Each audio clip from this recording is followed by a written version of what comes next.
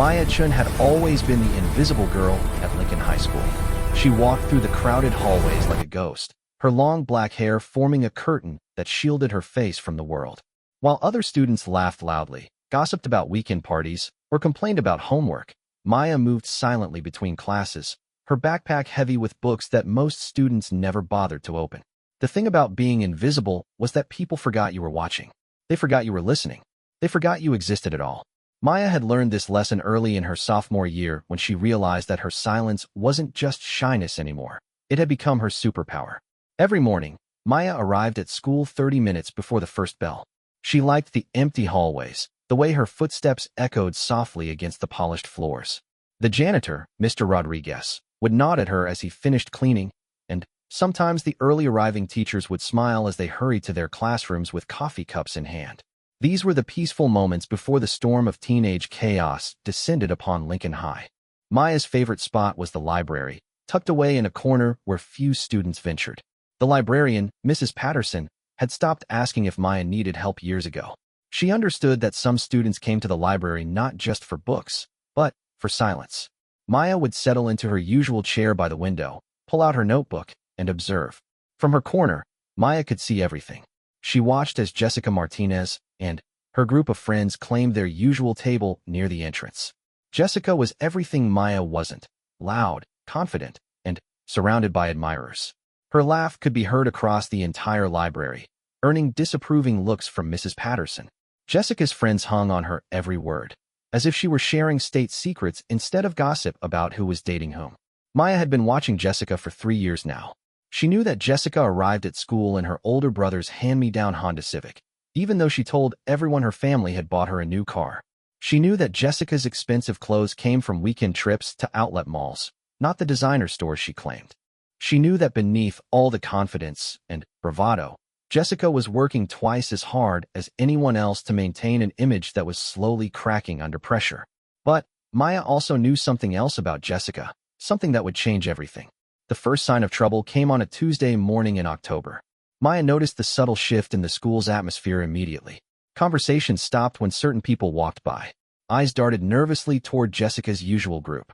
There were whispers in corners, hushed conversations behind lockers, and an electric tension that seemed to charge the air itself. Maya's first class was advanced biology with Mr. Thompson. She always sat in the third row, 2 seats from the window. From this position, she could see most of the classroom while appearing to focus completely on the lesson. Today, however, the usual dynamics were different. Students kept glancing at their phones, despite Mr. Thompson's strict no-phone policy. Nervous energy crackled through the room like static electricity. During the lesson on cellular respiration, Maya noticed Tyler Jenkins constantly checking his phone under his desk. Tyler was Jessica's current boyfriend, though Maya knew from her observations that the relationship was more for show than genuine affection. Tyler's face grew increasingly pale as he stared at his phone screen. His hands were shaking slightly, and sweat beaded on his forehead despite the classroom's air conditioning. After class, Maya lingered by her locker longer than usual. She had perfected the art of eavesdropping without appearing to listen. As students rushed past her, she caught fragments of conversations that painted a troubling picture. "Did you see the video?" whispered Sarah Chun, no relation to Maya despite sharing a last name. "I can't believe she actually did that," replied her friend Marcus. "Jessica's going to kill her when she finds out. Someone needs to warn Maya before." The conversation cut off abruptly as Jessica herself rounded the corner, flanked by her usual entourage. Maya quickly busied herself with organizing her locker contents, but she could feel the group's eyes on her. There was something different in their gaze today, something that made Maya's stomach twist with unease. Jessica approached slowly, her designer heels clicking against the linoleum floor.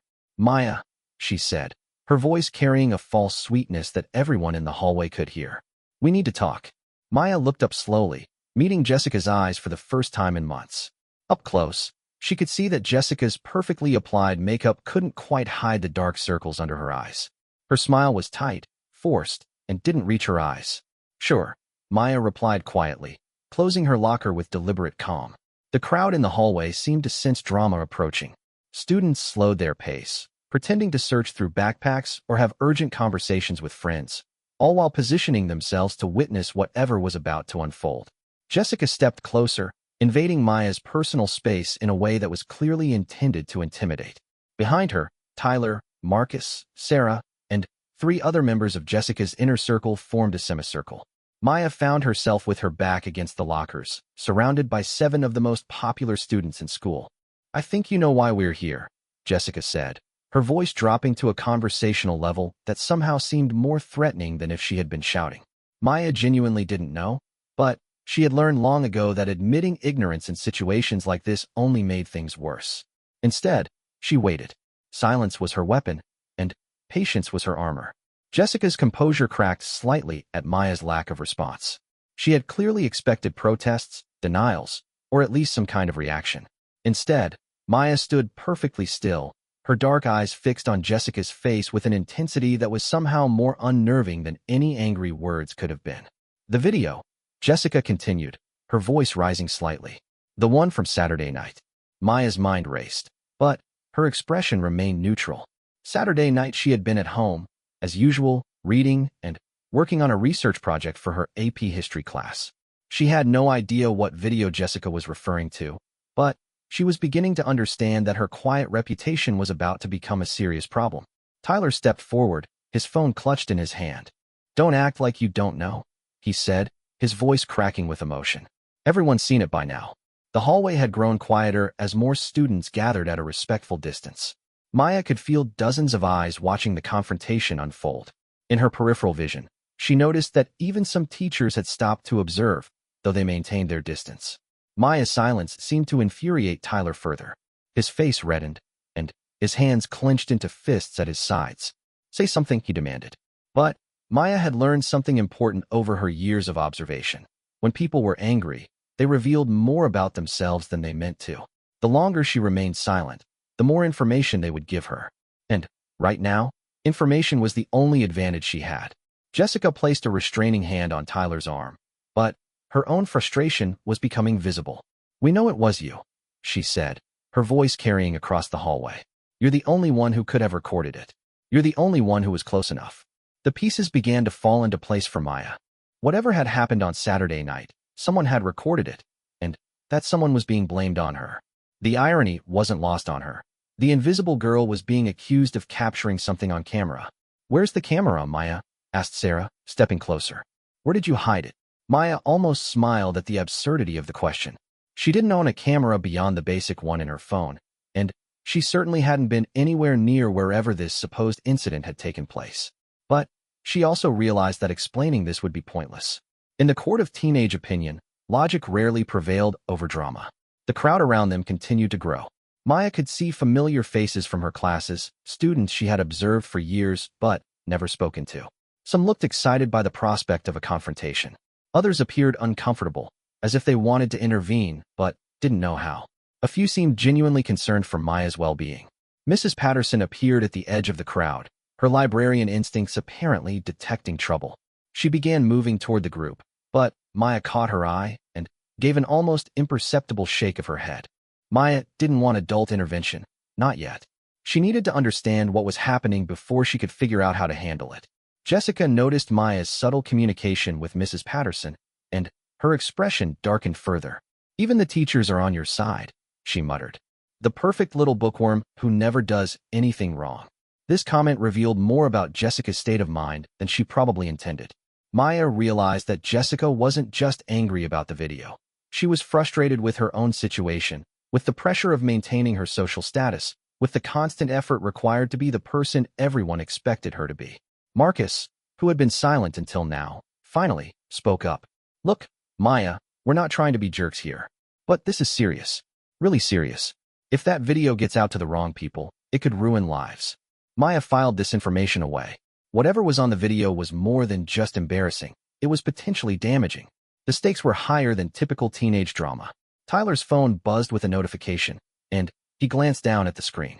His face went white. "It's too late," he whispered. "It's already spreading." Jessica grabbed Tyler's phone and stared at the screen. Maya watched as a range of emotions crossed her face: shock, fear, anger, and something that looked almost like despair. "This is all your fault," Jessica said, turning back to Maya with renewed fury. "You've ruined everything." But Maya was beginning to understand that she hadn't ruined anything. She was simply being blamed for something that was already broken. The cracks in Jessica's perfect world had been there long before any video was recorded. Maya had seen them forming during her years of careful observation. The bell rang, signaling the start of second period. The crowd began to disperse reluctantly, students hurrying to their classes while glancing back over their shoulders. But Jessica and her friends didn't move. "This isn't over," Jessica said quietly, her voice carrying a promise that made Maya's skin crawl. As the hallway emptied, Maya found herself alone with 7 angry teenagers and a growing understanding that her life at Lincoln High was about to change dramatically. The invisible girl was about to become the most visible person in school, and not by choice. Maya gathered her books calmly and began walking toward her next class. Behind her, she could hear Jessica's group having a heated discussion in whispers, but she forced herself not to look back. She had learned that showing fear only encouraged bullies, and, right now, maintaining her composure was the most important thing she could do. But, as she walked down the now empty hallway, Maya's mind was racing. She needed to find out what video they were talking about. She needed to understand why she was being blamed for something she didn't do. And, most importantly, she needed to figure out how to protect herself from whatever Jessica was planning next. The day had started like any other, with Maya invisible and unnoticed. But, by the time she reached her AP history classroom, she knew that her days of hiding in the shadows were over. Whether she wanted it or not, she was about to become the center of a storm that would test everything she had learned about surviving high school. Maya took her seat in the back row, opened her notebook, and began to plan. She had spent 3 years observing the social dynamics of Lincoln High School. Now it was time to put that knowledge to use. The quiet girl was about to discover just how powerful silence could be when it was used as a weapon. And Jessica Martinez was about to learn that the person you least expect can sometimes be the most dangerous of all. As Mr. Stevens began his lecture on the American Revolution, Maya found herself thinking about another kind of revolution, the one that was about to begin in the hallways of Lincoln High School. The invisible girl was preparing to make herself seen, and, when she did, nothing would ever be the same. Maya's second period AP history class passed in a blur of half-hearted note-taking and careful observation. From her seat in the back corner, she could see 3 members of Jessica's group scattered throughout the classroom. Their behavior told her everything she needed to know about the seriousness of the situation. Marcus kept glancing at his phone despite Mr. Stevens' lecture about colonial taxation. Sarah was furiously typing what appeared to be text messages, her fingers flying across her phone screen with urgent precision. Even Emma Valdez, typically one of the more level-headed members of Jessica's circle, seemed agitated and distracted. Maya noticed that other students in the class were also acting strangely. Eyes darted toward her when they thought she wasn't looking. Conversation stopped abruptly when she moved to sharpen her pencil. The air in the classroom felt thick with unspoken tension and barely contained gossip. When the bell rang, Maya deliberately took her time packing her books. She watched as Marcus, Sarah, and Emma quickly gathered their things and hurried out of the classroom, clearly eager to regroup with Jessica and share whatever information they had gathered during the period. Mr. Stevens approached Maya's desk as the last students filed out. He was a young teacher, probably in his late 20s, and had always been kind to Maya without being overly intrusive about her quiet nature. "Everything all right, Maya?" he asked, his voice carrying genuine concern. "You seemed even more distracted than usual today." Maya looked up at him, considering her response. Mr. Stevens had sharp eyes and an understanding of teenage dynamics that many teachers lacked. She suspected he had noticed the unusual behavior in his classroom and was putting pieces together.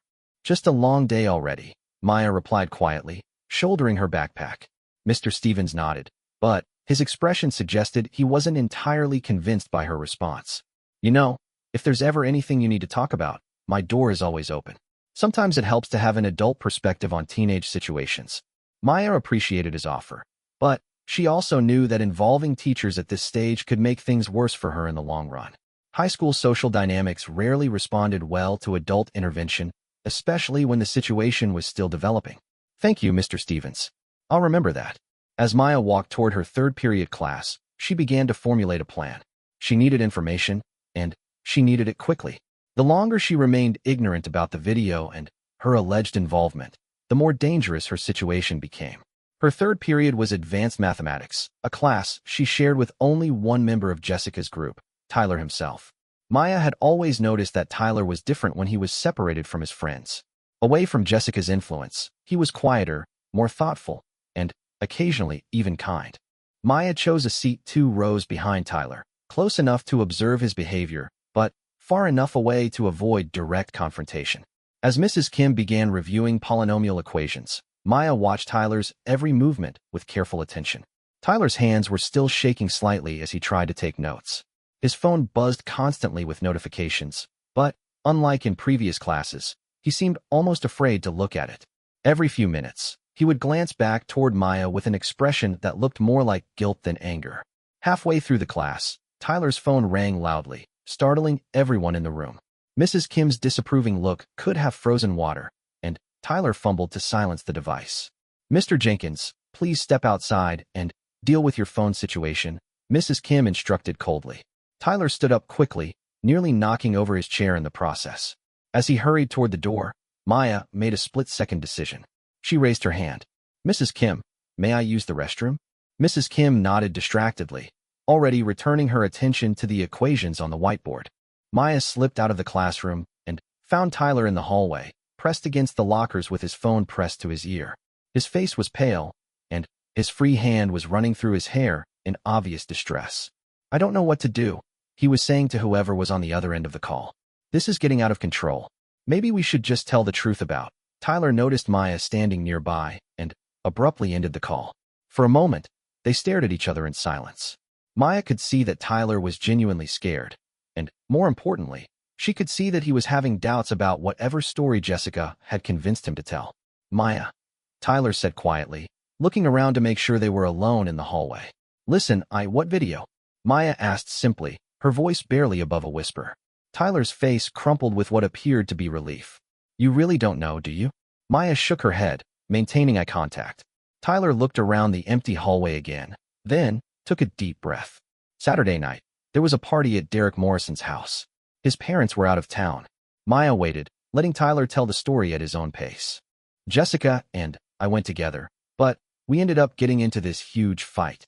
She was drinking way more than usual, and she started saying things about people. Really cruel things. Personal things that she had no right to share." Tyler paused, clearly struggling with whether to continue. There were a lot of people there, and Jessica was getting louder and more vicious as the night went on. She was talking about kids from school, sharing their secrets, making fun of their families' financial situations, their personal problems. It was ugly, Maya. Really ugly. Maya began to understand why Tyler looked so guilty. "Someone recorded it," she prompted gently. Tyler nodded miserably. About 10 minutes of her just being awful. Saying things about kids who weren't even at the party to defend themselves. Things that could really hurt people. And now that video is spreading? It started showing up on social media this morning. Anonymous accounts are posting it everywhere. "Jessica thinks, we all thought, that you must have been the one who recorded it because..." Tyler trailed off, looking embarrassed. "Because..." Maya pressed. "Because you're always watching. Always listening. Jessica said you must have snuck into the party somehow, and recorded her to get revenge for all the times she's been mean to you over the years." Maya almost laughed at the absurdity of it. She had never been to a party in her life, had no desire to attend one, and certainly wouldn't have risked sneaking into Derek Morrison's house to record Jessica saying cruel things about their classmates. "Tyler," Maya said quietly, "I was at home Saturday night. I was working on a research project about the Industrial Revolution. I have browser history and timestamps on my documents to prove it." Tyler stared at her for a long moment, and Maya could see the relief and guilt warring on his face. "I know," he whispered. I think I knew all along that it wasn't you." But Jessica was so convinced, and everyone was panicking about the video getting out, and it was easier to blame someone than to figure out who really did it. "Who else was at the party?" Maya asked. Tyler rattled off a list of names, mostly popular kids, athletes, and social media influencers from their school. But, as he spoke, Maya noticed something interesting. "Derek Morrison," she repeated. "Isn't he the one who's been trying to get into Jessica's group for 2 years?" Tyler nodded slowly. "Yeah, he's been hanging around, trying to impress Jessica and her friends.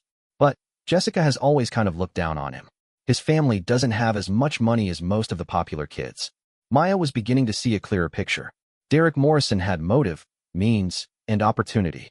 He was desperate to be accepted by Jessica's group, but Jessica had consistently rejected his attempts to join their circle. Recording her at her worst, and then releasing it anonymously would be the perfect revenge. Tyler, Maya said carefully, does Derek know about digital forensics? About how to post things anonymously online? His dad works in IT, Tyler said slowly, understanding dawning in his eyes. Derek's always been good with computers. He even helped set up the school's new website last year. The pieces were falling into place, but Maya realized that simply knowing the truth wouldn't be enough. She needed proof, and, more importantly, she needed to protect herself from Jessica's group until the real culprit was revealed. What's Jessica planning to do to me? Maya asked. Tyler looked uncomfortable. She's really angry, Maya. She thinks you're trying to destroy her reputation and her relationship with me. She's talking about making your life impossible at school until you admit what you did and delete the video. Even though you didn't do it, Tyler confirmed sadly. Maya nodded, processing this information. Jessica was operating on false assumptions and was prepared to escalate the situation indefinitely. Maya's usual strategy of staying invisible wouldn't work this time. She was already the center of attention, whether she wanted to be or not. Tyler, Maya said, her voice taking on a firmness that surprised both of them. I need you to do something for me. Tyler looked nervous, but nodded. I need you to get me Derek Morrison's contact information. Not just his phone number, his social media accounts, his email addresses, everything. Why? Maya smiled for the first time that day, and Tyler was surprised by how unsettling her smile could be. Because I'm going to prove that I didn't record that video. And when I do, everyone is going to know exactly who did. Tyler stared at her with a mixture of admiration and fear. Maya, what are you planning? Nothing illegal, Maya assured him. Nothing that will hurt Derek permanently. But Jessica has made a mistake by targeting someone who has been watching and learning for 3 years. She thinks I'm weak because I'm quiet. She's about to find out how wrong she is. The warning bell rang, signaling that they needed to return to class. Tyler hesitated for a moment, then pulled out his phone. I'll text you Derek's information during lunch, he said quietly. But, Maya, be careful. Jessica isn't just popular, she's vindictive. If she finds out I'm helping you, she won't find out from me, Maya promised. But, Tyler, you need to decide whose side you're really on. Because this isn't going to end quietly. As they walked back into the mathematics classroom, Maya felt a surge of energy she hadn't experienced in years. For the first time since starting high school, she wasn't trying to hide or avoid confrontation. She was preparing to face it head-on. Mrs. Kim barely looked up as they returned to their seats, but Maya noticed that several of her classmates were watching her with new interest. Word of the hallway confrontation was obviously spreading, and Maya's reputation as the invisible girl was already beginning to change. Maya spent the rest of math class planning her next moves. She needed to gather evidence about Derek Morrison's involvement in the video leak. She needed to protect herself from whatever Jessica had planned. And, most importantly, she needed to do both without compromising her own integrity or safety. As the class period ended, Tyler passed by her desk and slipped her a folded piece of paper. Maya waited until he was gone before opening it. Inside was Derek Morrison's complete digital footprint, phone number, email, Instagram, TikTok, Snapchat, even his gaming usernames. Maya folded the paper carefully and placed it in her pocket. The quiet girl was about to go hunting, and Derek Morrison had no idea what was coming for him. The hallway was buzzing with energy as students changed classes for fourth period. Maya could feel eyes on her as she walked, could hear her name whispered in conversations all around her. But instead of making her uncomfortable, the attention felt like fuel. Jessica Martinez had made the mistake of assuming that quiet meant weak. She was about to learn the difference between silence chosen out of fear and silence chosen out of strength. And when Maya finished proving her innocence, everyone at Lincoln High School would understand that the most dangerous person in any room might just be the one who says nothing at all. Maya's fourth period was study hall, which gave her the perfect opportunity to begin her investigation. While other students chatted or pretended to work on homework, Maya found a computer terminal in the back corner of the library and began researching Derek Morrison's digital presence. The information Tyler had provided was more comprehensive than she had expected. Derek maintained active accounts on multiple social media platforms, and Maya quickly discovered that he wasn't nearly as careful about his online privacy as someone planning anonymous video leaks should have been. Maya started with Derek's Instagram account. His posts from Saturday night showed him at various locations around Derek Morrison's house party. But what caught Maya's attention were the timestamps and locations embedded in the image metadata. Using her knowledge of digital forensics, gained from countless hours reading about cybersecurity and online privacy, Maya began mapping Derek's movements throughout the evening. The Instagram stories showed Derek moving from room to room, clearly trying to insert himself into different social groups throughout the party. In several photos, Maya could see Jessica in the background, often looking annoyed or dismissive when Derek approached her group. But it was Derek's TikTok account that provided the most damaging evidence. Derek had posted a video Saturday night showing off his new phone, a model with advanced recording capabilities and professional-grade audio pickup. In the background of his TikTok video, Maya could hear Jessica's voice, though the audio was too distant to make out specific words. Maya screenshotted everything, carefully documenting timestamps and cross-referencing them with other social media posts from the party. She was building a timeline that would prove Derek had both the means and opportunity to record Jessica's outburst. As she worked, Maya became aware that she was being watched. She glanced up to see Emma Valdez standing a few feet away, pretending to browse the magazine rack, while obviously monitoring Maya's computer activity. Maya made a deliberate show of closing the browser windows and opening a homework assignment instead. Emma lingered for another few minutes before apparently deciding that Maya wasn't doing anything suspicious and moving away. But Maya had learned something important from Emma's surveillance. Jessica's group was actively monitoring her behavior, which meant they were more worried about her potential actions than they were letting on. This suggested that they might already have doubts about Maya's guilt, even if they weren't ready to admit it. The lunch bell rang, and Maya saved her work to a secure folder before heading to the cafeteria. She typically spent lunch in the library, but today she needed to be visible. She needed Jessica's group to see her acting normally while she continued her investigation. Maya bought a sandwich and found a table near the center of the cafeteria, far from her usual corner hideout. From this position, she could observe Jessica's table while appearing to focus on her lunch and homework. Jessica's group was in crisis mode. Maya could see the tension in their body language even from across the room. They were huddled together in intense conversation. Phones passed between them as they showed each other something on their screens. Several times, members of the group looked toward Maya's table with expressions ranging from anger to uncertainty. Maya was halfway through her sandwich when Tyler approached her table. His appearance caused a visible stir among Jessica's group, and Maya noticed that several other students throughout the cafeteria turned to watch the interaction. "Mind if I sit?" Tyler asked quietly. Maya gestured to the empty chair across from her, noting that Tyler's hands were still shaking slightly. "How's your investigation going?" Tyler asked, keeping his voice low. "Better than expected," Maya replied. Derek wasn't as careful as he thought he was. Tyler glanced toward Jessica's table, where heated discussions were clearly continuing. "Jessica's getting more paranoid by the hour. She's convinced that you're planning some kind of revenge scheme." "I'm not planning revenge," Maya said calmly. "I'm planning justice." "There's a difference." Tyler studied her face for a moment. "You've changed, Maya. Even since this morning. You seem different." Maya considered this observation. Tyler was right. She did feel different. For 3 years, she had hidden behind her quiet reputation, using invisibility as protection. But now that she was forced into the spotlight, she was discovering strengths she hadn't known she possessed. "Maybe I'm tired of being invisible," Maya said simply. Their conversation was interrupted by the arrival of Jessica herself, flanked by Marcus and Sarah. The three of them stood next to Maya's table in a formation clearly designed to intimidate. "Interesting lunch companion choice," Jessica said to Tyler, her voice carrying across several nearby tables. Tyler started to respond, but Jessica cut him off with a look that could have frozen fire. "Maya," Jessica continued, turning her attention to the girl who had become her obsession, "I hear you've been asking questions about Derek Morrison." Maya looked up from her sandwich with carefully controlled neutrality. "Have I?" Jessica's jaw tightened at Maya's non-answer.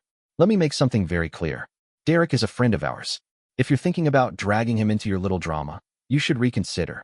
Maya found this statement fascinating for several reasons. First, Derek Morrison was definitely not a friend of Jessica's group. He was someone they tolerated at best and mocked behind his back at worst. Second, Jessica's immediate leap to Derek's defense suggested that she either knew or suspected his involvement in the video leak. "I'm not sure what you mean," Maya replied evenly. Sarah stepped forward, clearly agitated. "Stop playing games, Maya. We know you recorded that video, and we know you're trying to frame Derek to cover your tracks." Maya felt a flicker of anger at the accusation, but She forced herself to remain calm. Losing her temper now would only play into Jessica's hands. "If you're so certain I recorded a video," Maya said quietly, "then I assume you have proof of that accusation." The silence that followed was deafening. Jessica, Marcus, and Sarah exchanged glances, but none of them could provide the evidence Maya was requesting. Tyler cleared his throat uncomfortably. "Actually," he began, his voice barely audible, "Maya has an alibi for Saturday night. Browser history, document timestamps, the works. She was working on a school project at home." The look Jessica shot Tyler was pure venom. "Since when do you defend her?" she demanded. "Since I realized we might be wrong," Tyler said, his voice growing stronger. "Maya didn't do this, Jess. We've been so focused on blaming her that we haven't bothered to look for the real culprit." Marcus stepped closer to Tyler, clearly attempting to intimidate him. "Maybe you need to remember whose side you're on, man." But Tyler stood his ground, and Maya felt a surge of respect for him. It took courage to stand up to your own friend group, especially when they were as ruthless as Jessica's clique could be. "I'm on the side of the truth," Tyler said firmly. The confrontation was drawing attention from throughout the cafeteria. Students at nearby tables had stopped their conversations to watch the drama unfold. Maya noticed that several teachers were also beginning to take notice of the situation. Jessica realized that she was losing control of the narrative. Her face flushed with anger and embarrassment as she looked around at the growing audience. "This isn't over," Jessica said to Maya, her voice low and threatening. "You think you're so smart, sitting there with your little secrets and your quiet act. But I see right through you." Maya met Jessica's gaze steadily. "What exactly do you see?" The question seemed to catch Jessica off guard. She had clearly expected Maya to cower or back down, not to calmly ask for clarification. "I see someone who's jealous," Jessica said, her voice rising. "Someone who spent 3 years watching from the sidelines, wishing she could be part of something bigger than herself." Maya considered this assessment with genuine interest. "You think I want to be popular?"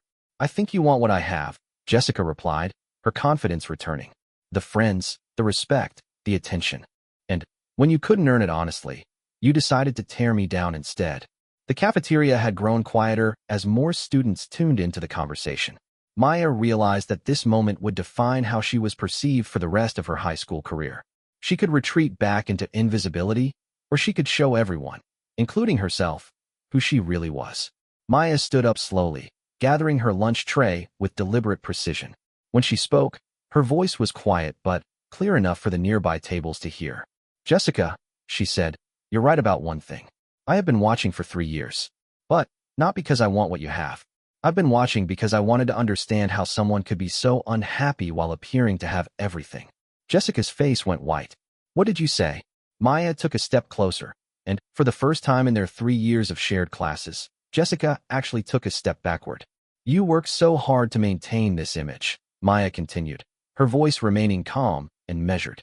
"The perfect clothes, the perfect friends, the perfect boyfriend. But I've seen how exhausted you are. How much effort it takes to be Jessica Martinez every single day." The cafeteria was now completely silent. Even the lunch staff had stopped their work to listen. "I don't want your life, Jessica. I wouldn't wish your life on anyone. The constant pressure, the fear that people will discover you're not as perfect as you pretend to be, the knowledge that most of your friendships are based on fear rather than genuine affection."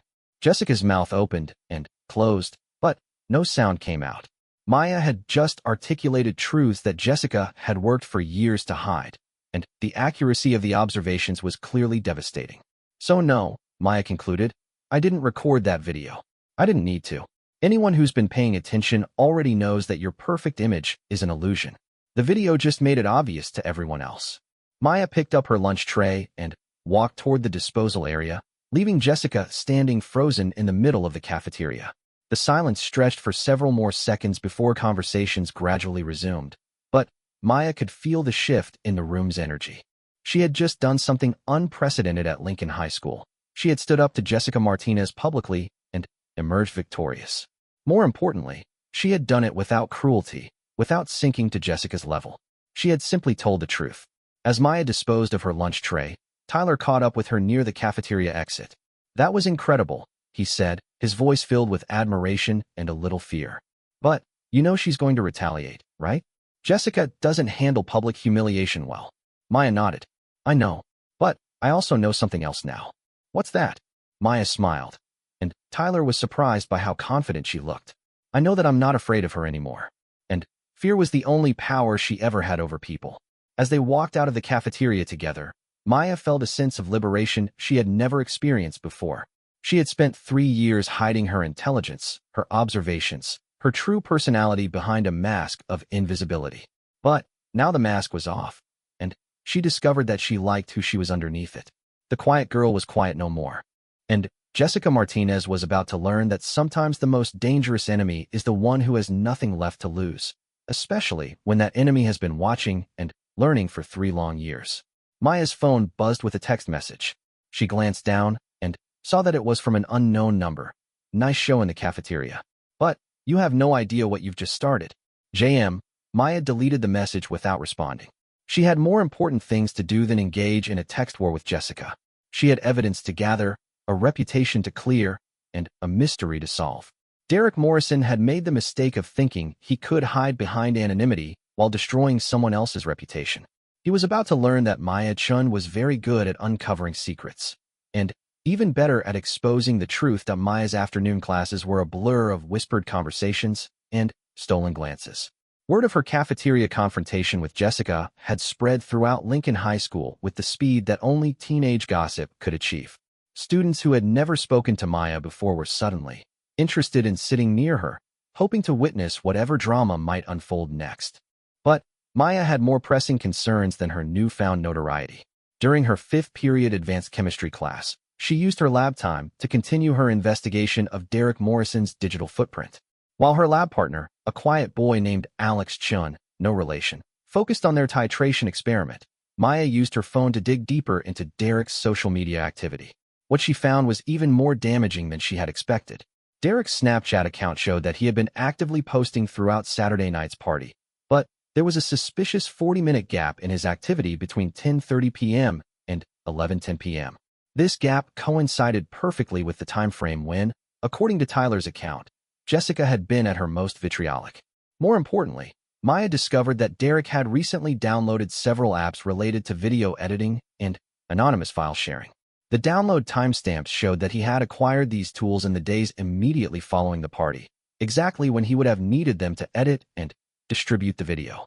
Maya was screenshotting this evidence when her phone buzzed with a notification. It was a direct message on Instagram from an account she didn't recognize at truth_teller_2025.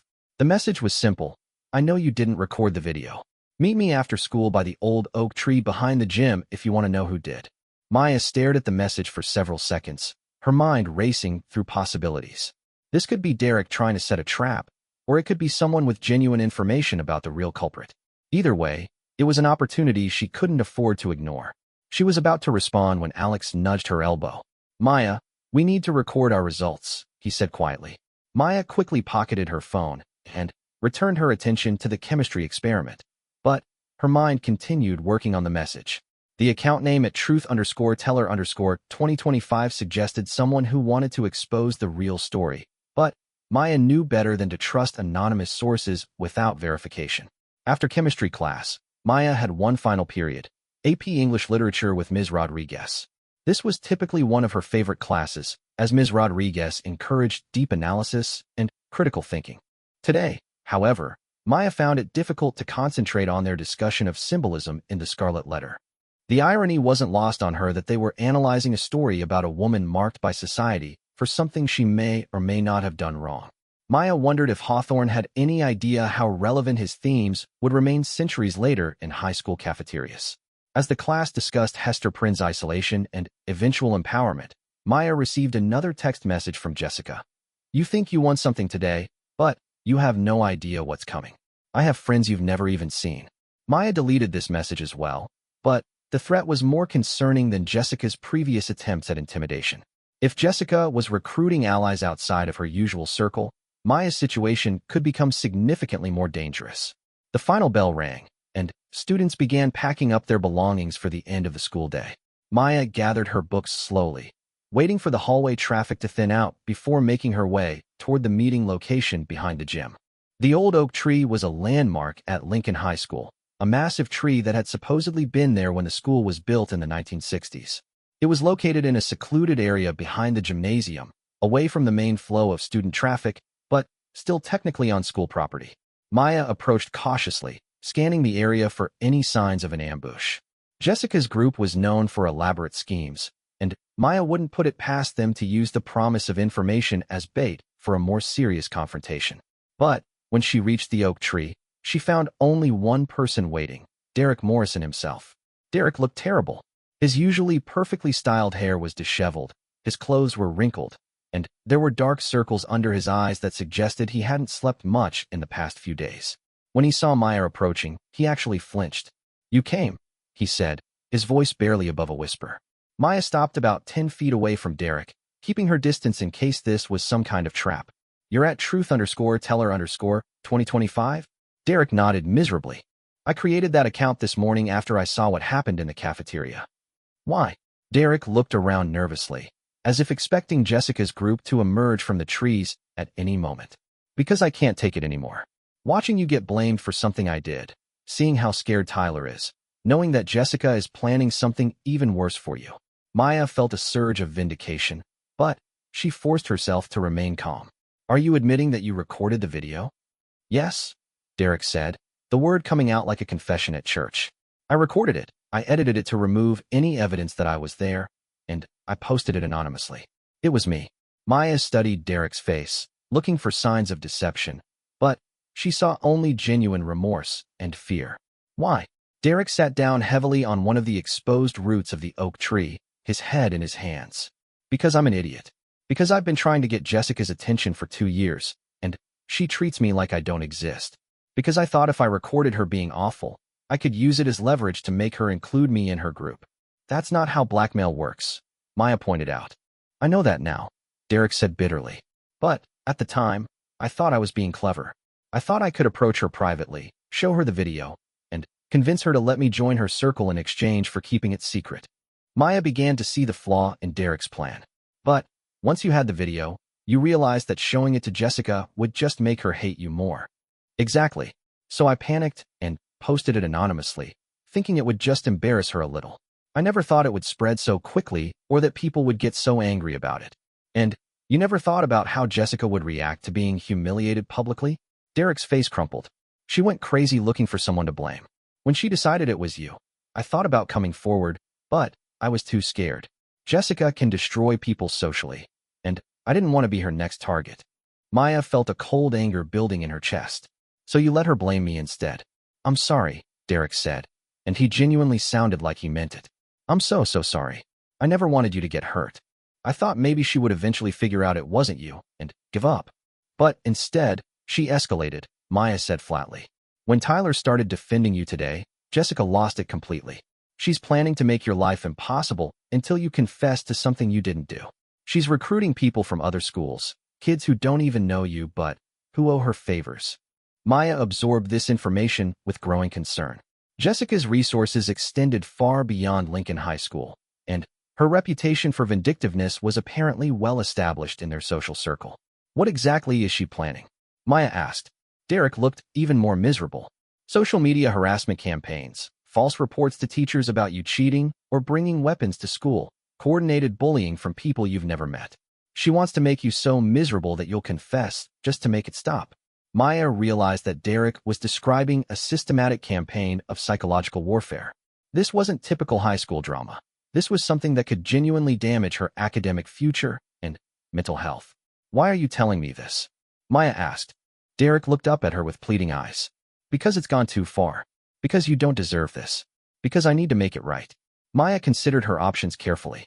Derek's confession solved the mystery of who recorded the video, but it didn't necessarily solve her immediate problem. Jessica was operating on momentum now, and Maya suspected that even Derek's confession wouldn't be enough to stop whatever plans were already in motion. "What do you want from me?" Maya asked. "I want to confess publicly," Derek said. "I want to tell everyone that I recorded the video, and that you had nothing to do with it. And what do you think will happen to you when you do that?" Derek's laugh was bitter. "Jessica will destroy me. But maybe that's what I deserve for being such a coward." Maya studied Derek for a long moment. She could see that he was genuinely remorseful, but she also knew that his confession alone wouldn't be enough to protect her from Jessica's retaliation. She needed a more comprehensive strategy. "Derek," Maya said finally, I want you to confess. But not yet. Derek looked confused. What do you mean? Maya pulled out her phone and opened her notes app. I mean that we're going to do this strategically. Jessica has spent 3 years underestimating me, and she's about to learn that was a mistake. I don't understand. Maya smiled, and Derek was surprised by how calculating her expression looked. Jessica thinks she has all the power in this situation. She's wrong. We have something she doesn't have. What's that? The truth. And I'm very good at weaponizing the truth. Maya began typing rapidly on her phone. Here's what's going to happen. You're going to give me copies of the original video files, complete with metadata showing when and where they were recorded. You're going to provide me with access to your social media accounts so I can document your whereabouts during the party. And you're going to help me gather evidence about Jessica's harassment campaign. Derek looked nervous. And then what? Then, we're going to expose everything. Not just the fact that you recorded the video, but Jessica's entire system of social manipulation and bullying. We're going to show everyone at Lincoln High School exactly how she maintains her power and what she's willing to do to people who threaten it. Maya, that sounds dangerous. Jessica has a lot of influence. Jessica has influence because people are afraid of her, Maya interrupted. But fear only works when people don't understand what they're afraid of. Once everyone sees how Jessica really operates, her power disappears. Derek was quiet for a moment, processing Maya's plan. You really think this will work? I think Jessica made a crucial error when she decided to target someone who has been studying her methods for 3 years, Maya replied. I know how she thinks, how she operates, who her real allies are versus who just pretends to support her out of fear. What do you need me to do? Maya handed Derek her phone with her contact information displayed. Send me everything. The original video files, screenshots of your social media from that night, records of any communication you've had with Jessica's group. I need a complete digital paper trail. Derek nodded and began entering Maya's contact information into his phone. Maya, I want you to know that I really am sorry. Not just because I got caught, but because I was willing to let you take the blame for something I did. Maya looked at Derek with something approaching sympathy. Derek, in about 48 hours, everyone at this school is going to know exactly who recorded that video and why. The question is whether you want to control that narrative or let Jessica control it for you. Derek's face went pale as he realized the implications. You're going to expose me either way. I'm going to expose the truth, Maya corrected. How that affects you depends on whether you're part of the solution or part of the problem. As they parted ways, Maya felt a sense of anticipation that surprised her.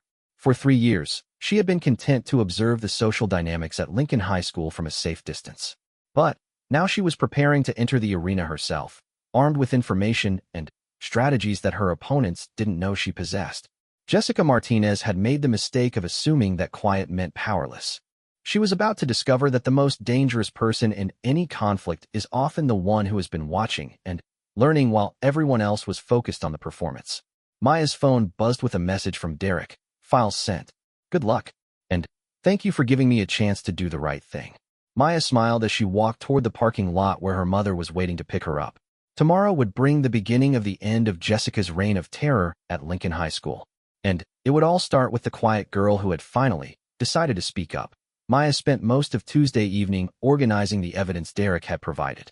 The digital files painted a comprehensive picture of not only Derek's guilt, but also the sophisticated harassment campaign Jessica had orchestrated against Maya. Derek had been more thorough in his documentation than Maya had expected, providing screenshots of group chats where Jessica's plans were discussed in detail. The most damaging evidence was a series of messages between Jessica and students from neighboring schools, kids who had never met Maya but who had agreed to participate in coordinated social media attacks in exchange for invitations to Jessica's legendary house parties. Maya realized she was looking at a cyberbullying network that extended far beyond Lincoln High School. Maya's mother knocked on her bedroom door around 9 o'clock. Maya, honey, is everything all right? You've been unusually quiet tonight. Maya looked up from her laptop, considering how much to tell her mother. Mrs. Chun was a software engineer who understood digital forensics better than most parents, but Maya wasn't sure she was ready to explain the full scope of the situation.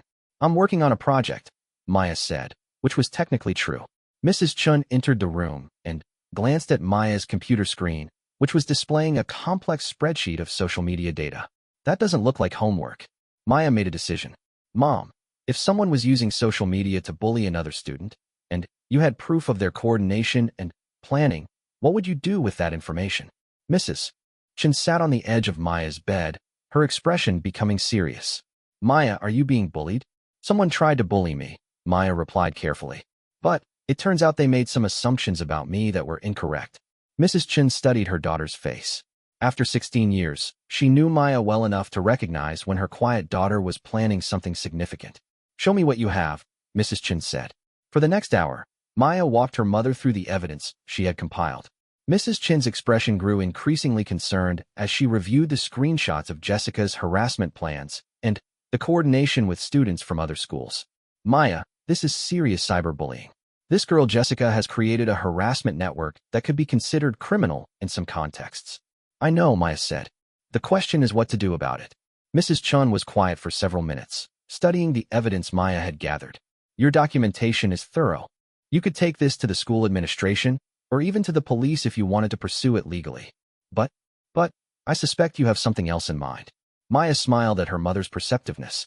I want to expose everything publicly, but in a way that shows the full scope of what Jessica has been doing to people. Not just to me, but to everyone she's targeted over the years. That's risky, honey. Public exposure can be unpredictable. So is letting a bully continue operating unchecked, Maya replied. Jessica has been getting away with this behavior for years because her victims have been too isolated and scared to fight back. But what if everyone could see the pattern? What if all her former targets realized they weren't alone? Mrs. Chun considered this approach. You would need to be very careful about how you present the information, and you would need to be prepared for retaliation. Jessica has already escalated to the point where she's recruiting people from other schools to harass me. How much worse can the retaliation get? Mrs. Chin couldn't argue with that logic. What do you need from me? Technical help.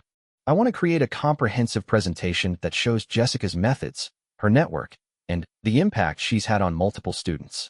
But I want to do it in a way that's factual and objective, not vindictive. Like a case study? Exactly. Like a case study in how social manipulation and cyberbullying actually work in a modern high school environment. Mother and daughter spent the next 2 hours working together, with Mrs. Chun providing technical expertise while Maya organized the narrative structure. They created a presentation that was devastating in its thoroughness, but clinical in its tone, more like a research paper than a revenge plot. Maya went to school Wednesday morning with a sense of purpose she had never experienced before. She had spent 3 years as an observer, and now she was ready to act. But first, she needed to set the stage properly. Maya's first stop was the guidance counselor's office. Mrs. Martinez, no relation to Jessica, was a kind woman who had tried several times over the years to draw Maya out of her shell. Today, Maya was finally ready to talk. Maya, Mrs. Martinez said with surprise when Maya appeared at her office door. This is unexpected. Please, come in. Maya sat in the chair across from Mrs. Martinez's desk and pulled out a folder containing printed copies of the most relevant evidence. Mrs. Martinez, I need to report a cyberbullying situation. Mrs. Martinez's expression immediately became serious. Are you being bullied, Maya? I was the target of a planned harassment campaign, Maya said, handing over the folder. But I think the more important issue is the pattern of behavior this represents. Mrs. Martinez opened the folder and began reading. Her expression grew increasingly alarmed as she reviewed the evidence Maya had compiled. Maya, this is very serious. This shows premeditation, coordination with students from other schools, and what appears to be an ongoing pattern of targeting multiple victims. That's why I wanted to bring it to your attention before taking any other action. Mrs. Martinez looked up sharply. What other action are you planning? Maya met her gaze steadily. I'm planning to present this information to the student body so they understand how these harassment campaigns actually work. I think people have a right to know when they're being manipulated. Maya, that could be very dangerous for you personally. Mrs. Martinez, with respect, I'm already in danger. The only question is whether I face that danger alone or with the support of people who understand what's really happening. Mrs. Martinez was quiet for several minutes, studying both the evidence and Maya's determined expression. If you're determined to proceed with this, she said finally, I want to help you do it safely. And I want to make sure the administration is prepared to respond appropriately. What do you mean? I mean that if you're going to expose this kind of systematic bullying, you need institutional support. You need to know that the school will take action to protect you and to address the behavior you're documenting. Maya felt a wave of relief.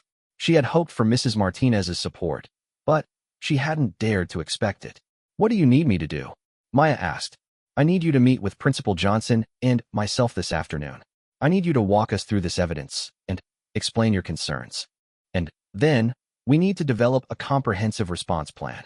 Maya agreed to the meeting and left the guidance office feeling more confident than ever. She had institutional support, comprehensive evidence, and a plan that would expose Jessica's methods while protecting future victims. But Maya's day was about to get more complicated. During her second period advanced biology class, Maya received an urgent text message from Tyler. Jessica knows you met with Derek yesterday. She's planning something for lunch today. Be careful. Maya felt a chill run down her spine. She had hoped to control the timing of her revelation, but Jessica was apparently forcing her hand. Maya spent the rest of the morning observing Jessica's group with renewed attention. Their behavior was different today, more focused, more coordinated. They were clearly preparing for some kind of major confrontation. When the lunch bell rang, Maya made a strategic decision. Instead of going to the cafeteria, she headed for the auditorium. If Jessica was planning a public confrontation, Maya would give her one, but on Maya's terms. Maya found the AV equipment in the auditorium and quickly set up her laptop to project her presentation onto the large screen. She had prepared for this possibility, and her presentation was ready to go. As students began filtering into the cafeteria for lunch, Maya sent a mass text to every student in her contacts. If you want to understand what's really been happening with the Jessica Martinez situation, come to the auditorium. The whole truth will be revealed in 10 minutes. Maya watched as her message spread through the student body with viral speed. Within minutes, students were streaming toward the auditorium, curious about what the quiet girl could possibly have to say that was worth skipping lunch. Jessica and her group arrived just as Maya was putting the finishing touches on her setup. Jessica's face was flushed with anger and something that looked like panic. What do you think you're doing? Jessica demanded, marching down the auditorium aisle toward Maya.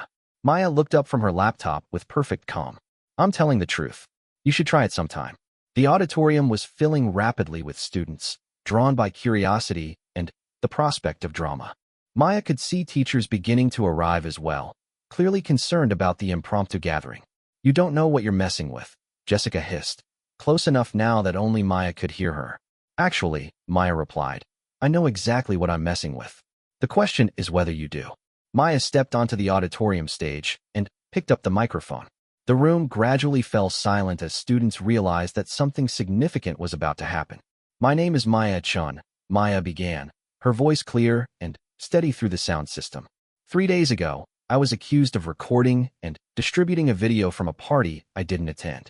Today, I'm going to show you why that accusation was made, how it was coordinated, and what it reveals about the way social manipulation really works in our school. Maya clicked to the first slide of her presentation. The screen filled with a comprehensive timeline of events, complete with screenshots and metadata. This is the story of how a harassment campaign is built, Maya continued. This is how fear is weaponized. This is how reputations are destroyed and rebuilt. And this is why it's important for all of us to understand the difference between influence and intimidation. The auditorium was completely silent now. Maya could see Jessica standing frozen in the aisle, her face white with shock and growing terror. Maya advanced to the next slide, which showed Derek's confession and the evidence of his guilt. A murmur ran through the audience as students realized the implications. Derek Morrison recorded the video, Maya announced. He has confessed, and the evidence is comprehensive. But, more importantly, the accusation against me was made without any investigation, without any evidence, and as part of a predetermined plan to make me a scapegoat. Maya advanced through slides showing Jessica's coordination with students from other schools, her systematic targeting of previous victims, and her detailed plans for Maya's harassment. This is not about one video or one party, Maya said, her voice growing stronger with each word. This is about a pattern of behavior that has affected numerous students over multiple years. This is about the difference between social leadership and social terrorism. The audience was completely captivated now. Many students were taking pictures of the slides with their phones, documenting evidence they had never seen before. Maya advanced to a slide showing testimonials from Jessica's previous victims, students who had given Maya permission to share their experiences anonymously. These are the voices that have been silenced, Maya said. These are the students who were isolated, targeted, and driven away from social activities they had every right to enjoy. This is the real cost of tolerating systematic bullying. Maya could see Jessica trying to leave the auditorium, but the crowd was too thick for her to push through easily. Tyler was standing near the stage, his face a mixture of admiration and concern. The question now, Maya continued, is what we do with this information. Do we continue to pretend that this behavior is acceptable? Do we continue to allow fear to determine our social dynamics? Or do we decide that our school community deserves better? Maya clicked to her final slide, which showed a comprehensive plan for preventing future harassment campaigns and supporting victims of cyberbullying. Change doesn't happen automatically, Maya concluded. It happens when people decide they've had enough of the status quo. It happens when victims realize they're not alone. It happens when bystanders decide to become upstanders. Maya stepped back from the microphone as applause began to build throughout the auditorium. It started with a few students and gradually spread until the entire room was applauding, not just for Maya, but for the courage to speak truth to power. Principal Johnson appeared at Maya's side, having arrived during the presentation. Ms. Chun, this is exactly the kind of comprehensive analysis we needed to address this situation properly. Maya nodded, feeling a mixture of relief and exhaustion. What happens now? Now we implement the changes you've outlined. And we make sure that systematic bullying is never tolerated at Lincoln High School again. As students filed out of the auditorium, many stopped to thank Maya personally. Tyler approached the stage with tears in his eyes. Maya, I'm so sorry it took me so long to support you. You shouldn't have had to face this alone. I wasn't alone, Maya replied, looking around at the faces of students who were already organizing to implement her anti-bullying proposals. I just needed to help everyone else realize that. Jessica had disappeared from the auditorium, but Maya wasn't worried about retaliation anymore. Jessica's power had been built on secrecy and isolation. Now that her methods were exposed and her victims were connected, that power simply no longer existed. Derek Morrison approached the stage, looking nervous but determined.